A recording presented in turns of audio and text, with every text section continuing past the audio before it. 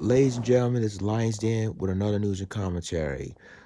A black woman has been chased by a white man in Nebraska with a chainsaw. That's right, with a chainsaw. So I'm going to go ahead and play this news clip and then I'm going to continue the rest of my commentary.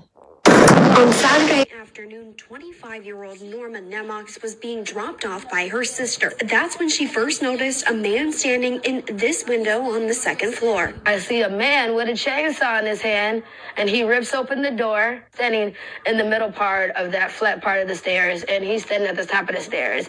And he says to me, excuse my language because it's about to get vulgar, he says, "What's up, Nemox says she made it about halfway up these back stairs when the man began chasing her.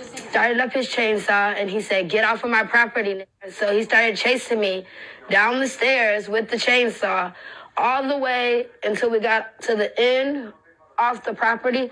And then he stopped chasing me across that street. That man, 41-year-old Daniel Stewick, left the complex after the incident.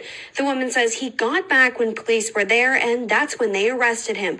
In an interview with LPD, Stewick claimed that black people had been stealing from him and that, quote, she was guilty because she was black. The neighbor upstairs said that he was starting his chainsaw in his apartment all day.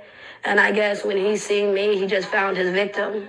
Newmark says she's contacted her landlords, but they haven't said if he will be allowed to return. She says it's no longer just a safety issue for her and her 5-year-old son, but for the whole complex. Something that you hear in movies, somebody being chased with a chainsaw, is just unreal. Stewick remains cited and lodged in the Lancaster County Jail tonight with terroristic threats as a hate crime, which is a felony. Well, ladies and gentlemen, there you have it. I'm gonna tell you, black people, I'm gonna tell you like this. Make sure that you practicing your Second Amendment rights, because you never know who's gonna come after you. Now, and remember, this incident happened in Nebraska. Now, who would have thought that you're gonna bring a daggone chainsaw and chase a black woman out because guess what? You're in his property and she lives there. And I'm telling you, ladies and gentlemen, you guys have to realize that look at the world we're living in. And ever since then, we always have to be forced to defend.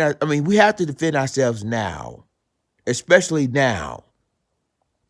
I don't care if you go to a gun range. I don't care if you basically try to someone teach you how to shoot a gun or something, because it's getting crazy out there. And luckily, I'm glad that she's okay. But what if she get chopped off with a chainsaw by a crazy white man like that? And the thing of it is that we as black people have to arm ourselves. Really, we have to defend ourselves by any means necessary. So, like I said, luckily, nobody, she wasn't hurt, but it could have turned ugly real fast.